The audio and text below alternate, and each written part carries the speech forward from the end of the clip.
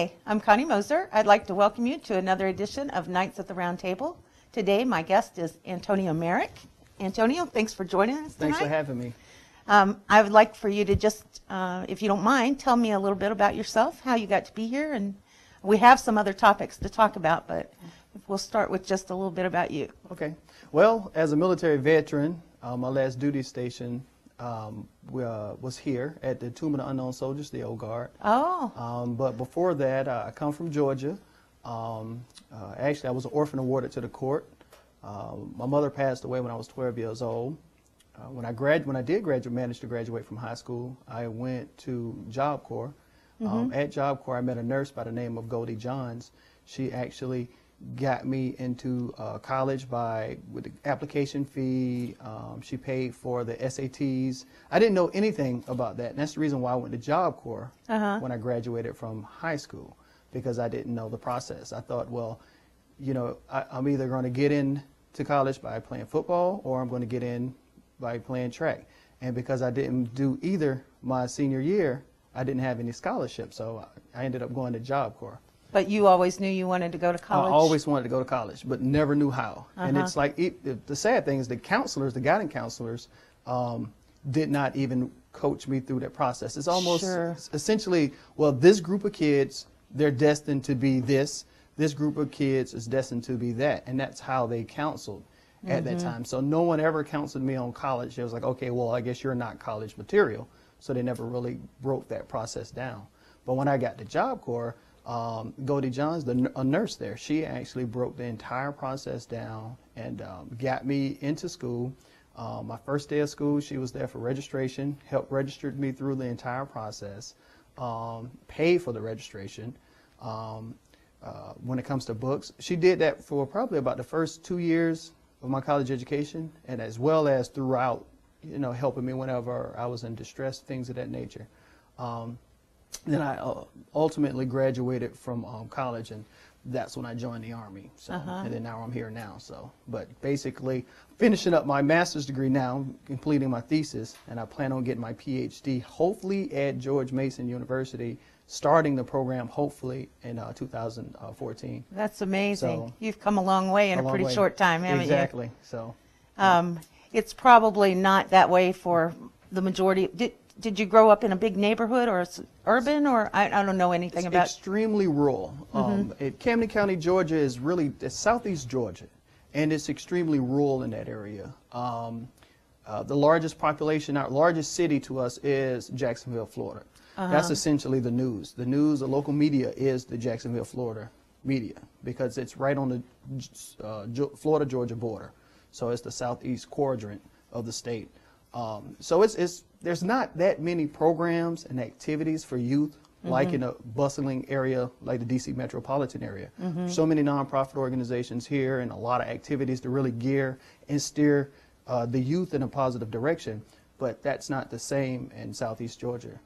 Well, I know that's what really prompted me to invite you here today, because on the 23rd of March, I read about a baby in a stroller. His mother was pushing him in the stroller, and two young men accosted her with the intention of robbing her, and she literally begged for her son's life. She didn't have any money, and they said, "Do you want me to shoot your baby?" And she, of course, did not, but they did, and killed that baby in the stroller. And I thought that was probably the most horrendous thing I had ever read. I couldn't grasp how anyone could commit that kind of violence against a baby. Yeah, actually, I was born in Brunswick, Georgia. So when I heard the story as well, it struck me as, you know, you hear that type of heartlessness in areas, in large cities, you know, Chicago and New York, things of that nature, but not a small town, hometown like Camden County or Glenn County, which is Brunswick, Georgia. So I found it as odd, but it's the thing that I'm afraid of the most is that the heartlessness, the lawlessness that we see in a lot of these larger cities, I'm afraid that it's starting to really trickle down to some of these smaller communities. You know, and that's what I saw in this, because in the history, I believe it was another murder that took place probably sometime last year, not within a year ago, in Brunswick. And actually that was a relative of mine. Oh. And yes, so, and a distant relative.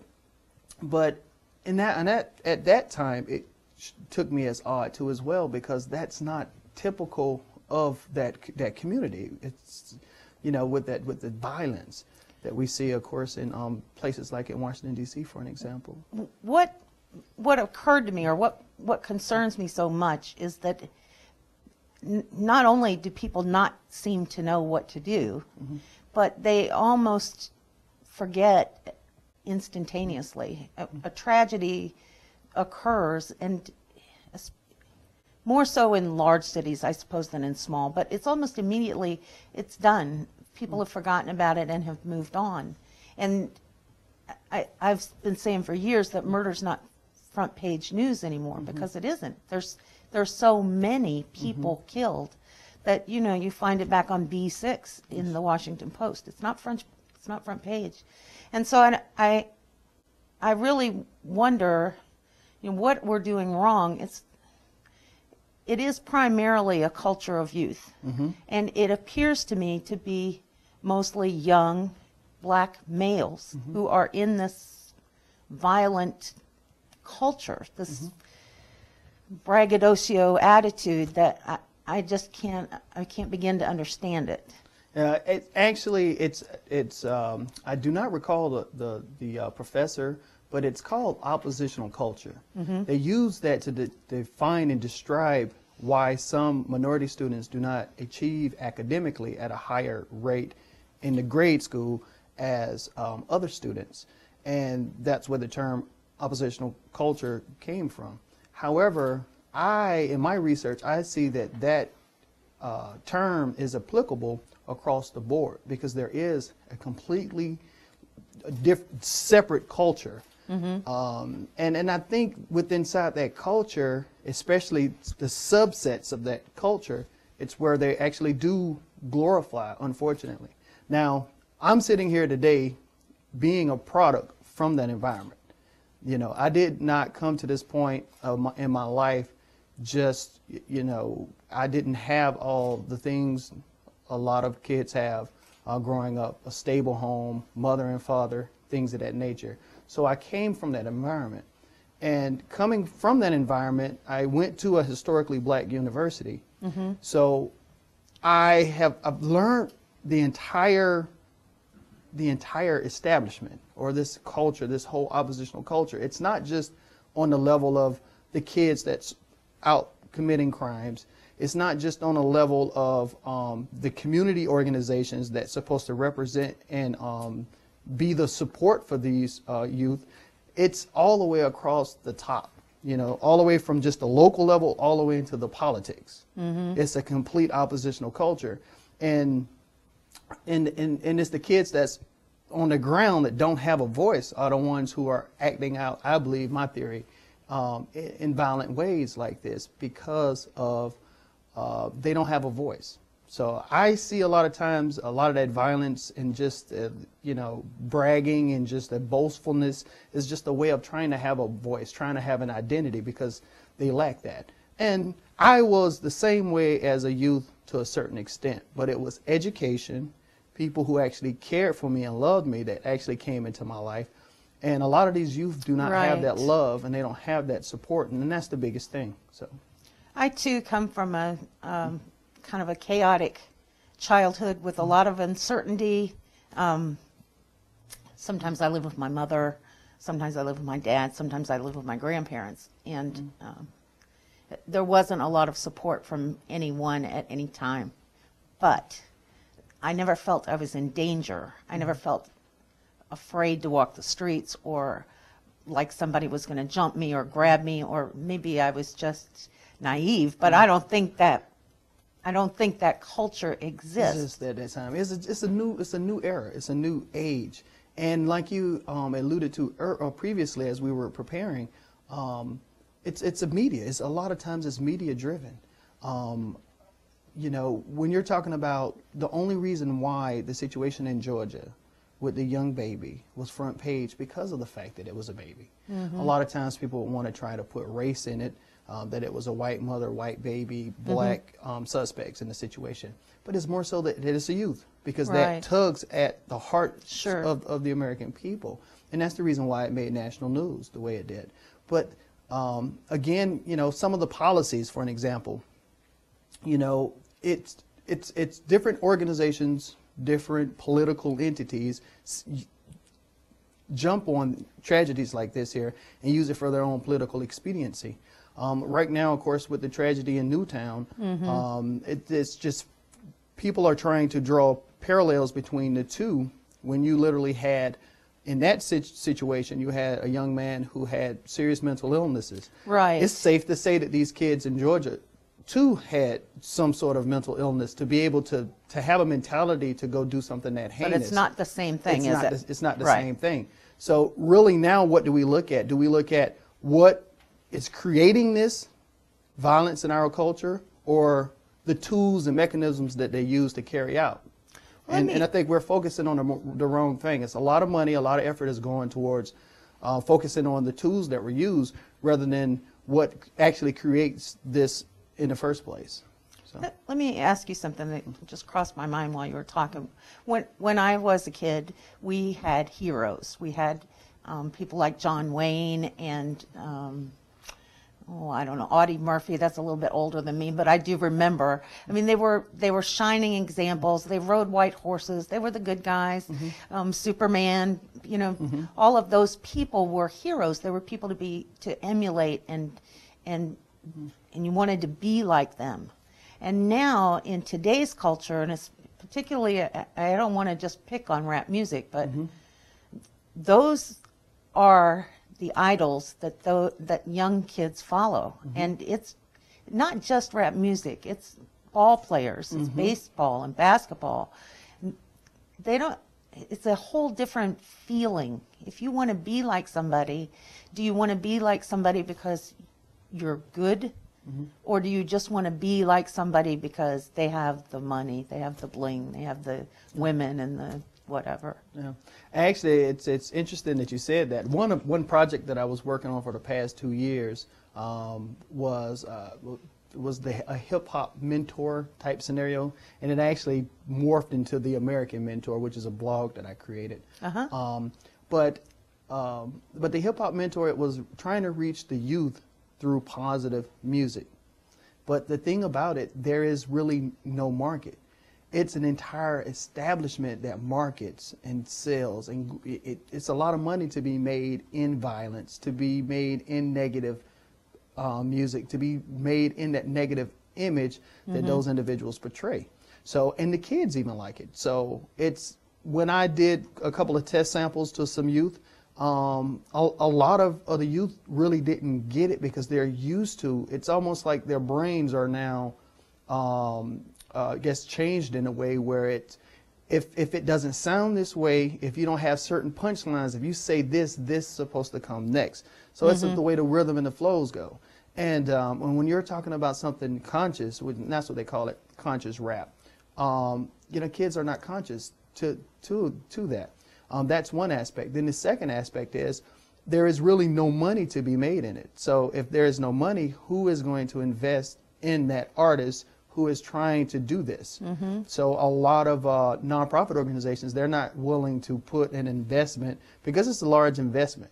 When you're talking about trying to do a project like that. So a lot of times, a lot of positive hip hop artists, they just what they call underground hip hop, and that's what they just underground, where they're trying to push their tapes and CDs out of the back of their vehicle and things of that nature. But it's a very rough market. But you think that is a viable solution? That if there was enough of that to offset the criminal thug life element, that would be successful? It would be successful. That is I want to try to segue and try to make sure I get back on point. And we look at right now, the topic of discussion now is gay marriage, same-sex marriage.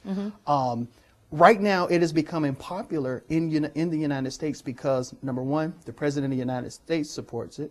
A lot of media entities actually support it. Can I just ask you how you feel about that? Is that okay with you, that the President of the United States supports it? Does that matter to you? Well, it doesn't matter to me. The only thing that does matter to me in that sense is the fact that I, as a parent, because of the media and television networks, television programming, if the entire establishment is really behind this to sway the American people, then I have no control in when I'm going to teach my children about this. Because like right now they could see a gay same-sex couple kissing on television, and I have to explain that to them.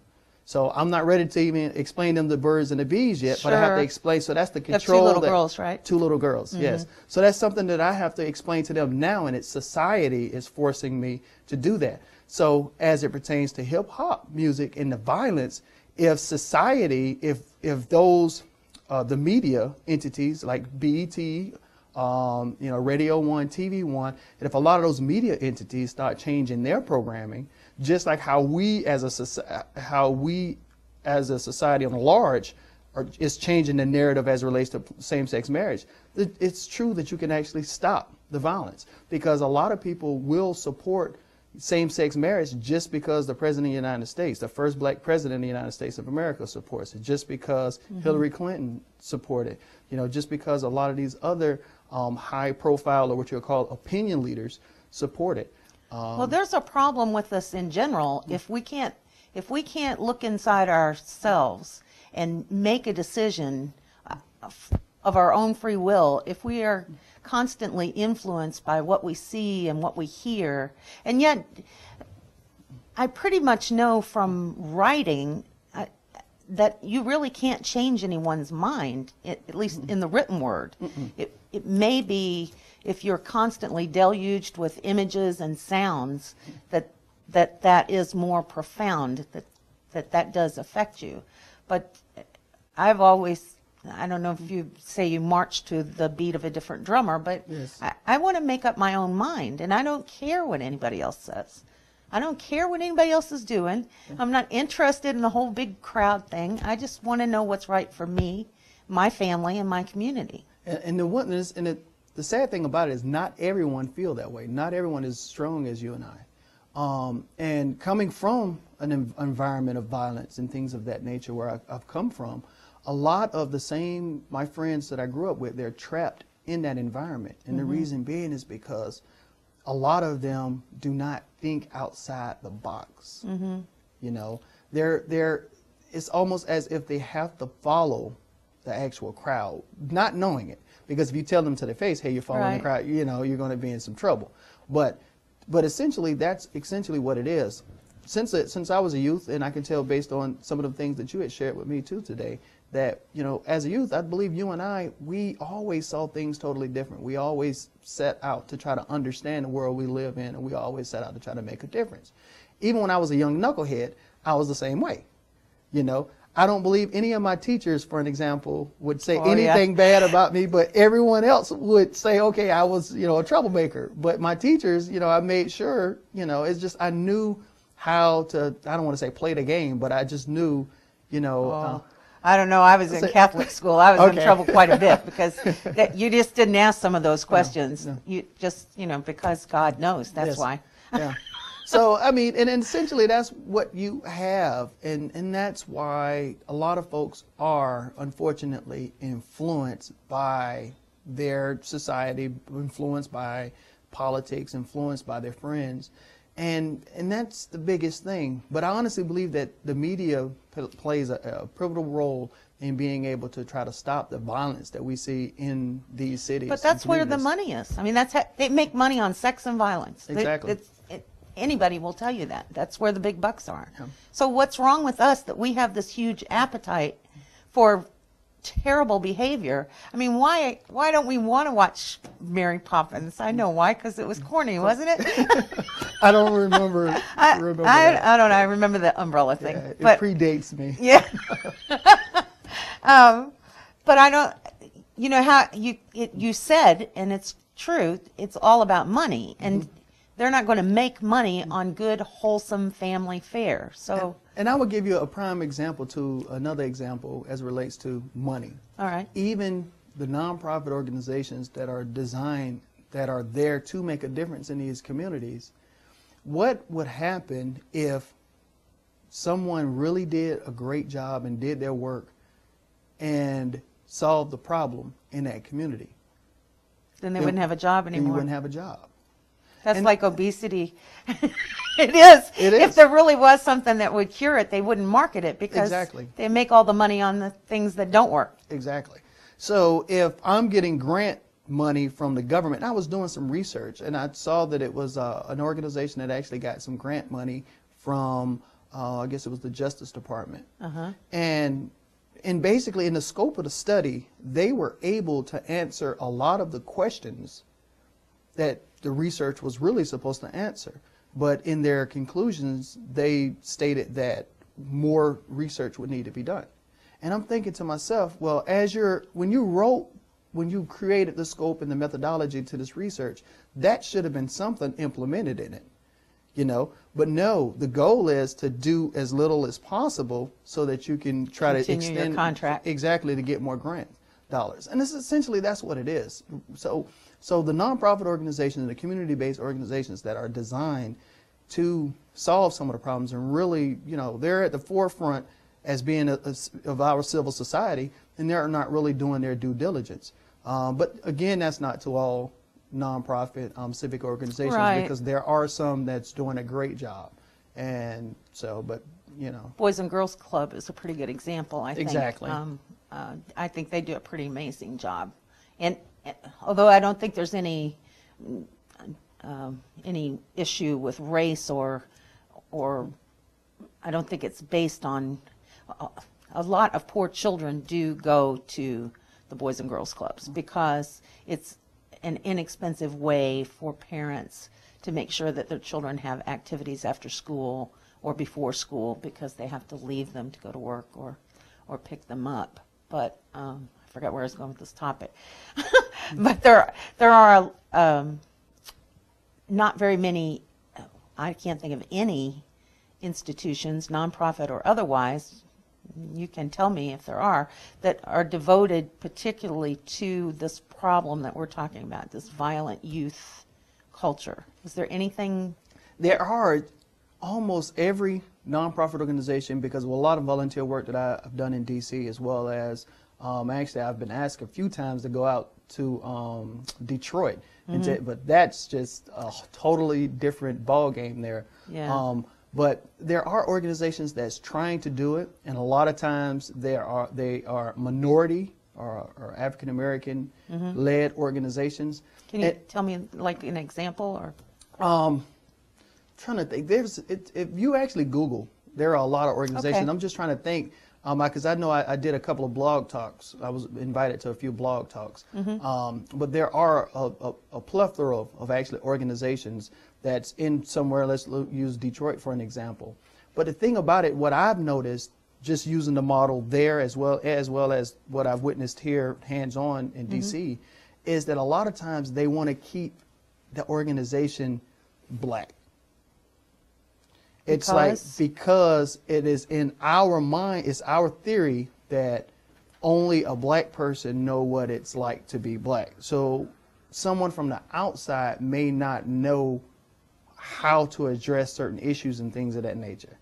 So I don't know if that makes sense to you, but that's what I've felt, and I've heard it being involved in that. So essentially, you don't have an outside perspective. You don't have a new perspective. It's the same perspective. See, I have a whole different idea there, I guess, because to me, those are kids in trouble. It doesn't matter that they're black or white. And you're right, I probably don't understand their problem. I probably don't understand their culture, and I definitely don't understand their music. But I am a mother, and I understand that love and hope is what children thrive on. And if they don't have either, they're going to suffer. So you don't have to be black to know that part. Yeah. And that's one element of it. The second element that I've noticed, and I really would like to do some empirical research on this just to really get some true, strong data. But another thing that I just noticed from just pure observation from growing up in environments like this, growing as well as trying to do civic work, helping out in these communities, is that it's still sort of kind of a resentment from the past. And a lot of worriness or skeptics from the government. So it's like, you know, it's again that oppositional culture. Yeah. It's like we would take the dollars for the programs, but we don't want any influence or from anyone else other than us. It's like, take the dollars, we do what we want with the dollars. And that's the vibe that I get. You know, there were two organizations, and I will not name these organizations because they're here locally and I don't want to cause a stir. But I wanted to get involved and to help their programs out. And it's with one organization, the board actually wanted to test me to see if I was loyal before I got a key membership position in the organization. And they wanted me to help raise money secular to the actual mission of the organization. And I saw that as kind of odd, and I got out of that.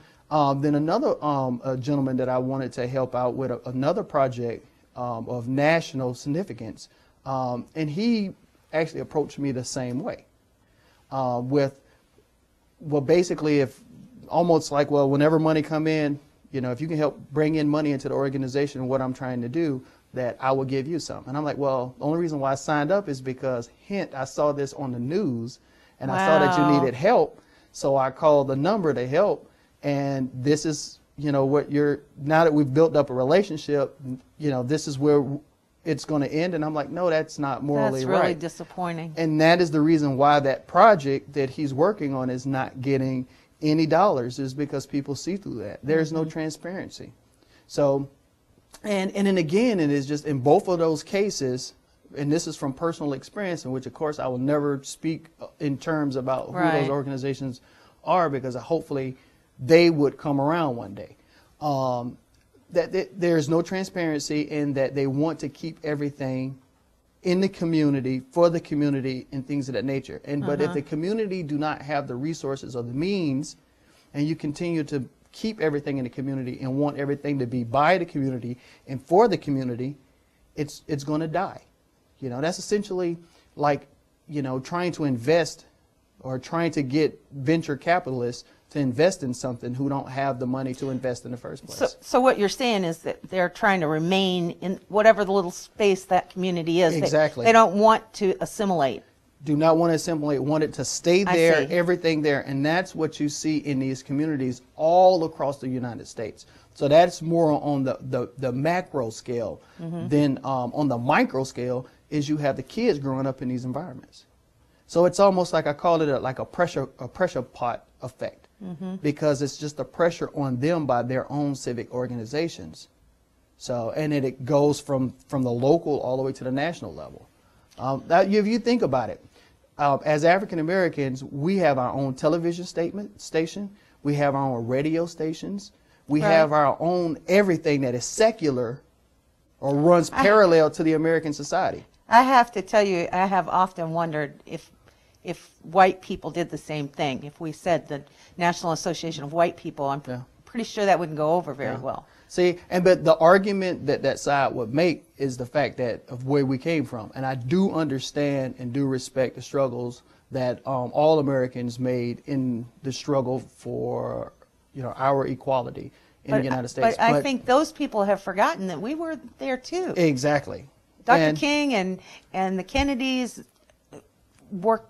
I mean, there were a lot of white people involved in that, and happy to help. So, and you also, too, another element to that, you have different elements, too. It's like you have the radical, just like you have the left and you have the right. Yeah. And when it comes to these communities that I'm talking about, you have the left and you do have the right. So you do have those who, you know, understand that, you know, that there are a lot of folks in America across, no matter color, who actually sacrifice too as well. And then you have those that's on the far, you know, if you want to call it right or left, on a far extreme, who don't care about that. So you do. So what do you? I can't keep you here all day, and although I'm doing pretty well at it so far. Do you have a specific plan in mind? Do you have something you want to try? Well, the only way, the first thing is everything that I'm saying now about. I know a lot of people will be very skeptical about some of the charges that I laid today, but right now everything that I'm saying now is developmental. I'm doing the research, and I'm actually writing a book. Right now I'm in the process of writing a book. Don't want to give the title because it's not copywritten at this time. But when I write this book, that's one way to get the debate, to get us talking about this on the national stage. That's number one. Number two, I would honestly ask white Americans to please try to be involved in these communities. Try your hardest, push down the resistance, because it will be a wall of resistance. I'll go with you, but I'm not going by myself. But and that's what I would say, because we don't understand each other, and that's the biggest thing. You know, we don't understand it. We believe as Americans that we live in one America that's all united, that's all equal. We're not all equal. We all come from different backgrounds, and that's what makes us great, is because we're different. We're all equal as human beings, but as it pertains to sometimes our abilities and aptitude, we're not. You know, we're all different. Race doesn't play in a factor of why we're different. It just makes us unique. And we need to understand each other, and we need a little bit more cultural awareness, and that's basically what I am trying to do, and I'm trying to do that through writing as well as the blog that I created, theamericanmentor.com. Your viewers can actually go to www.theamericanmentor.com to find out more information, as well as Google my name, Antonio Merrick. Follow me on Facebook, and basically I'm trying to build up a momentum so that we could understand each other. That's the whole goal. Number one, we have to sit down and listen to each other. Instead of arguing and talking at each other, we need to start listening to each other. And I think that's the first step in really being able to solve not just this issue, but practically every issue we face in American society today. That's terrific. I'm a fan. Thank you so much for coming. All right. Thank you for inviting me. Thanks to all our viewers for tuning in today. Thanks also to our producer, Bill Golden. This whole series is based on his campaign for 2013, Jobs, Jobs, Jobs. So I hope you'll visit his website and join us here again next week when our guest is Rick Holt, and he'll be talking to us about Bike to Work Day.